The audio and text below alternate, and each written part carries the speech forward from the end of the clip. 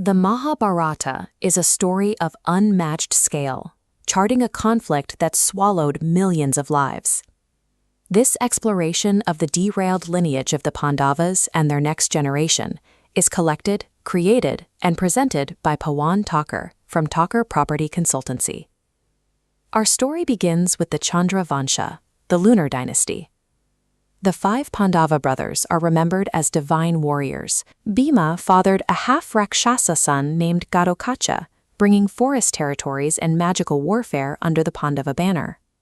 Arjuna formed alliances through marriage with diverse cultures, fathering Iravan with the Naga princess and Babruvahana with the Manipura princess.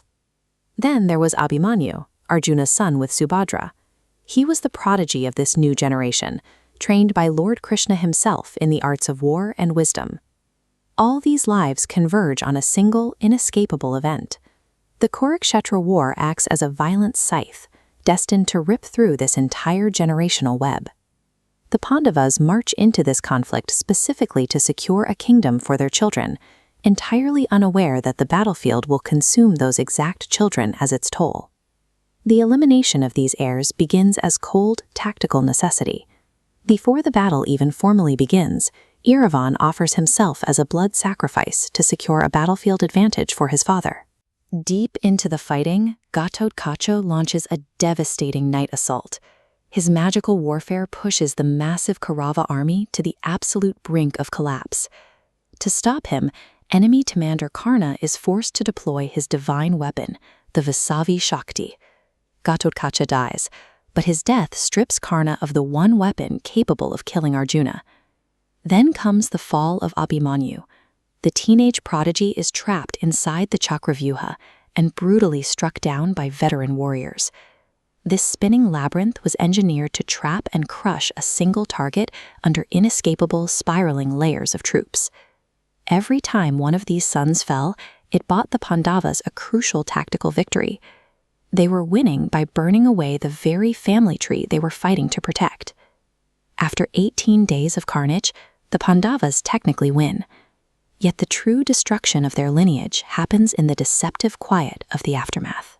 Under the cover of darkness, the surviving Kaurava commander, Ashwathama, slips into the sleeping Pandava camp, driven by a thirst for vengeance. Draupadi's sons make up the bottom row of the family tree. Ashwathama massacres all 5 primary royal heirs while they sleep.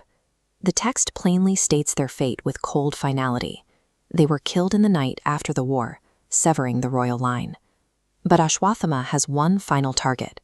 He summons the Brahmastra, a weapon of mass destruction, and aims it directly at the womb of Abhimanyu's pregnant widow. This strike shifts the entire nature of the conflict. Ashwathama is hunting the total biological extinction of the Kuru Pandava line.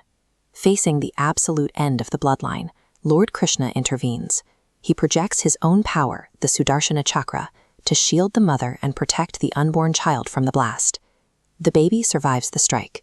He is named Parikshit, the protected one, the heir who has been tested by the fire of war. A scattered few descendants survive, like Babruvahana, but they are tied to distant lands, ruling separate matrilineal kingdoms like Manipura. Watch the royal line contract. The massive, complex web of heirs we started with dissolves, leaving only a single thin thread dropping from Arjuna to Abhimanyu and finally to Parikshit. A sprawling, divinely engineered dynasty that commanded millions was ultimately saved from absolute oblivion by the survival of a single fragile life inside a mother's womb. The Pandavas take their throne, but the weight of the ashes is too heavy. Realizing their victory is hollow, they eventually abdicate and begin their final solitary march into the Himalayas. Emperor Parikshit successfully takes command of Hastinapur. From that point forward, the legendary lunar dynasty survives exclusively through him and his son, Janamejaya. This is the central irony of the epic. The 5 brothers fought a world-shattering war to reclaim their family's place, only to find that the war demanded their entire family as its price. The story of this derailed lineage remains a testament to the high cost of duty and the total price of power. Collected, created, and presented by Pawan Thakur from Thakur Property Consultancy.